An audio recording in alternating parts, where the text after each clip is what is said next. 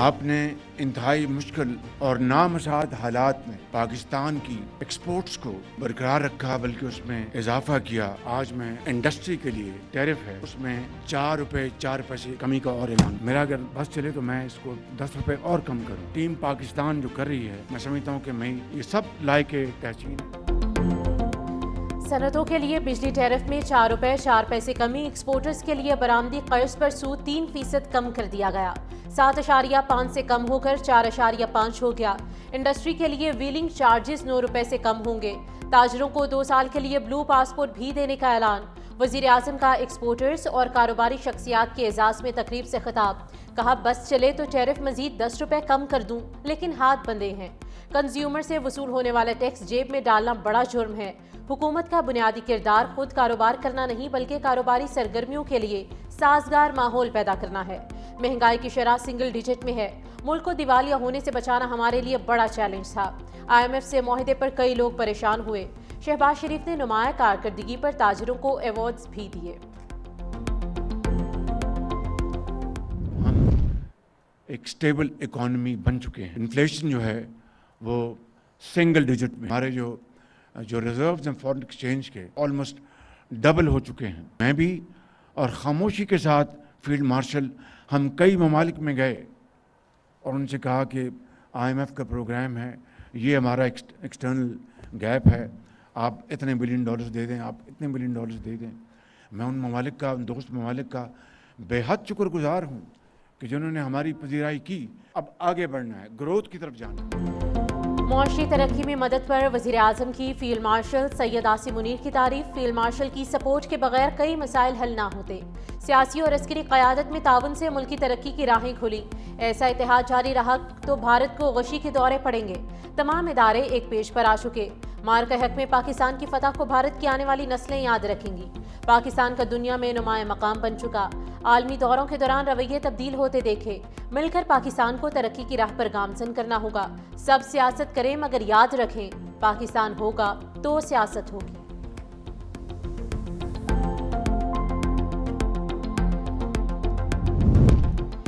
تیرا میں کوئی بڑا فوجی آپریشن نہیں ہو رہا، جھوٹا اور بے بنیاد پروپیگنڈا کیا گیا۔ آخری دہشت گرد کے خاتمے تک یہ کارروائیاں جاری رہیں گی۔ سیکیورٹی ذرائع کا کہنا ہے کہ تیرا میں کہیں بھی فوج کی تعداد میں اضافہ نہیں کیا گیا۔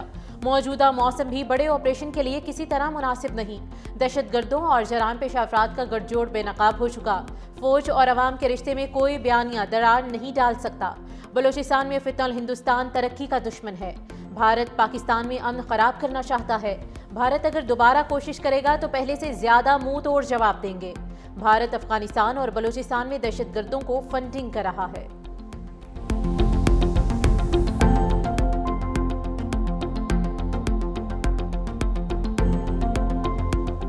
سیکیورٹی فورسز کی امن دشمنوں کے خلاف بڑی کارروائی۔ بلوچستان میں 2 آپریشنز میں 41 دہشت گرد ہلاک۔ ضلع ہرنائی میں انٹیلیجنس بیسڈ آپریشن 30 خوارج مارے گئے۔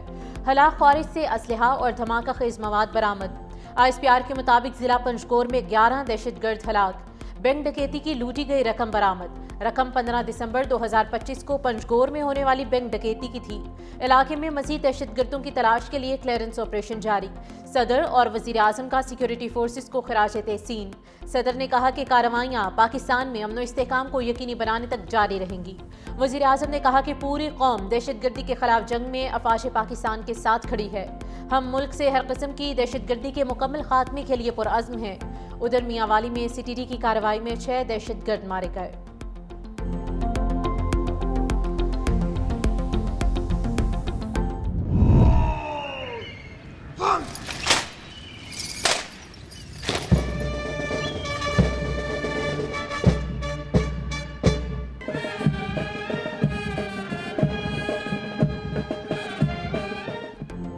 ترک چیف آف جنرل سٹاف بایر اوکٹار اوگلو کی GH کی آمد۔ پاک فوج کے شاخ و شوبند دستے نے گارڈ آف آنر پیش کیا۔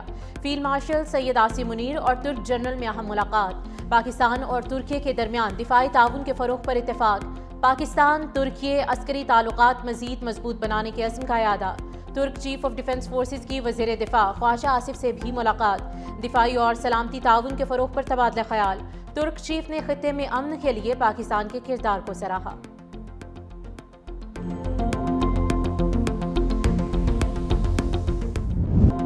مدد کے لیے کہتا رہا، پولیس تھپڑ اور مکے مارتی رہی، شوہر کی دہائی۔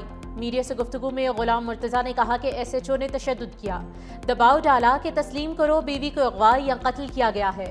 ڈی آئی جی کو حقائق بتانے پر ایس ایچ او نے دھمکیاں دی، مجھے 1 کروڑ کی ضرورت نہیں، پیسوں سے میرے بچوں کی ماں تو نہیں مل سکتی۔ ادھر ڈی آئی جی آپریشنز کی کارروائی، S H O Bhati gate Zain Abbas معطل، ڈی ایس پی کو نوٹس جاری۔ دوسری جانب مدعی نے انکشاف کیا ہے کہ پولیس نے سادہ کاغذ پر انگوٹھا لگوایا، پولیس کی بھی تصدیق، پولیس کی مدعی سے انگوٹھا لگوانے کے بعد کی ویڈیو سامنے آ گئی۔ سانحہ بھاٹی گیٹ میں جام بھگ خاتون کے شوہر پر تشدد کی تحقیقات، S P C T, S D P O, S H O غفلت کے مرتکب قرار پائے۔ ہائی پاور کمیٹی نے انکوائری رپورٹ مکمل کر لی۔ پولیس ذرائع کے مطابق کمیٹی نے جائے وقوع کا دورہ کیا اور تمام شواہد اکٹھے کیے۔ جام بھگ ماں بیٹی کے اہل خانہ اور عینی شاہدین کے بیانات قلم بند کیے گئے۔ ایس پی کی موجودگی میں متوفی خاتون کے شوہر پر ایس ایچ او کے ریٹائرنگ روم میں تشدد ہوا۔ کمیٹی نے آئی جی پنجاب کو سفارشات بھجوا دیں۔ کارروائی کا حتمی فیصلہ آئی جی پنجاب کریں گے۔ غفلت کے مرتکب مزید 2 ملزمان کو گرفتار کر لیا گیا، تعداد 5 ہو گئی۔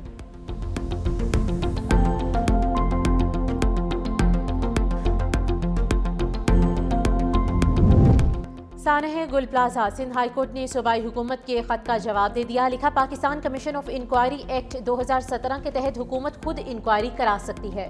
سابق جج یا کسی قانونی ماہر کے لیے چیف جسٹس سے مشاورت ضروری نہیں۔ حاضر سروس افسر سے انکوائری کے حوالے سے سپریم کورٹ معیار طے کر چکی ہے۔ صوبائی حکومت انکوائری کے لیے خط گورنر سندھ کو لکھے۔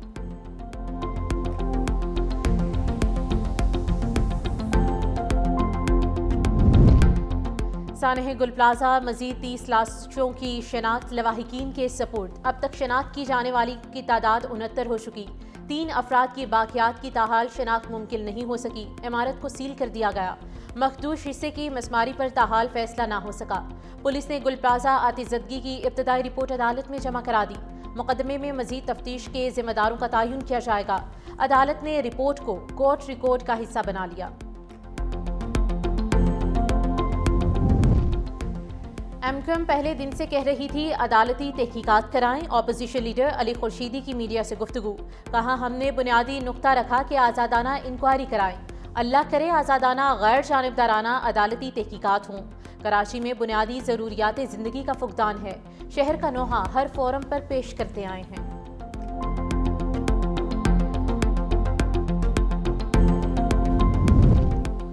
وزیراعظم شہباز شریف سے آذربائیجان کے صدر کے خصوصی نمائندے کی ملاقات، علاقائی صورتحال سمیت اہم امور پر تبادلہ خیال۔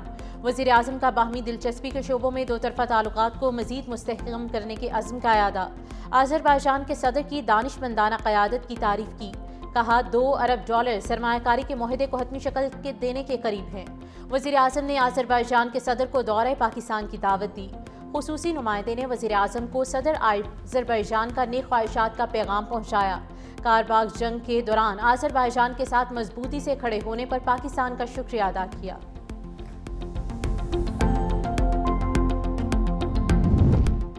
تحریک انصاف کے رہنما سلمان اکرم راجہ کی چیف جسٹس پاکستان یحییٰ آفریدی سے ملاقات۔ چیف جسٹس اور سلمان اکرم راجہ کی ملاقات 30 منٹ سے زائد جاری رہی۔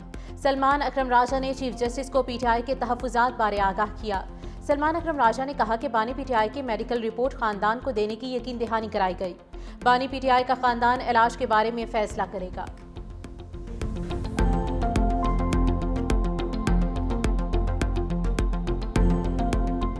لاہور میں بسنت کے حوالے سے محکمہ ٹرانسپورٹ کی خصوصی تیاریاں جاری۔ اسپیڈو اور گرین الیکٹرک بسز کو ثقافتی رنگوں میں رنگ دیا۔ 35 بسوں پر پنجابی ثقافت کی عکاسی۔ شہریوں کو بسنت کے دنوں میں مفت سفری سہولت فراہم ہوگی۔ میٹرو، اورنج لائن، اسپیڈو اور الیکٹرک بسیں اپنے روٹس پر چلتی رہیں گی۔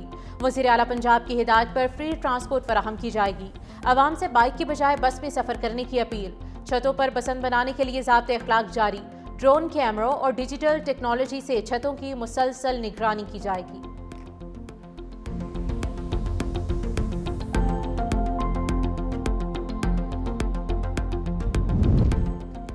سندھ کے تاریخی، روحانی، سیاحتی مقامات کی سیر اب ہوگی بذریعہ ٹرین۔ محکمہ سیاحت اور ثقافت کا تھر کے بعد منجڈورو سفاری ٹرین شروع کرنے کا فیصلہ۔ سفاری ٹرین 2 روز سیاحتی ٹرپ پر آج کراچی سے روانہ ہوگی۔ ٹرین سہون میں مختصر قیام کرے گی۔ سیاح مسافر لال شہباز قلندر کے مزار پر حاضری دیں گے۔ سیون کے پہاڑ پر بنے ریلوے ٹریک سے سیاحتی ٹرین لاڑکانہ جائے گی۔ لاڑکانہ میں ٹرین کے مسافروں کے لیے میوزیکل نائٹ کا اہتمام ہوگا۔ اتوار کی صبح سفاری ٹرین کے شرکاء موئنجڈورو کا سیاحتی دورہ کریں گے۔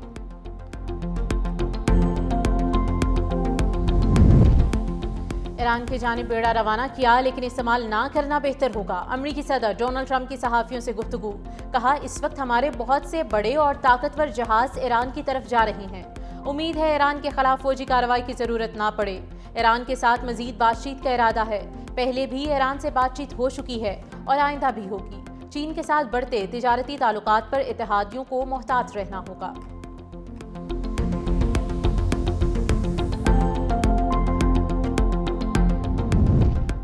امریکی حملے پر تل ابیب کو نشانہ بنائیں گے، ایران نے ایک بار پھر سے اسرائیل کو خبردار کر دیا۔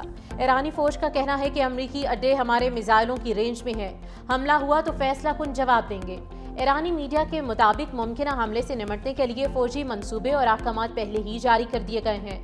ایران پر امریکہ کے ممکنہ حملے کو روکنے کے لیے ترکی متحرک عباس عراقچی انقرہ پہنچ گئے۔ ترک صدر رجب طیب ایردوان کی صدر ڈونلڈ ٹرمپ اور ایران کے صدر مسعود پزشکیان کے درمیان ویڈیو کانفرنس کی تجویز، امیر قطر کا ایرانی صدر سے ٹیلی فونک رابطہ، دو طرفہ تعلقات اور مختلف شعبوں میں تعاون مضبوط بنانے پر تبادلہ خیال، علاقائی مسائل کے حل کے لیے مکالمے اور سفارتکاری کی اہمیت پر زور۔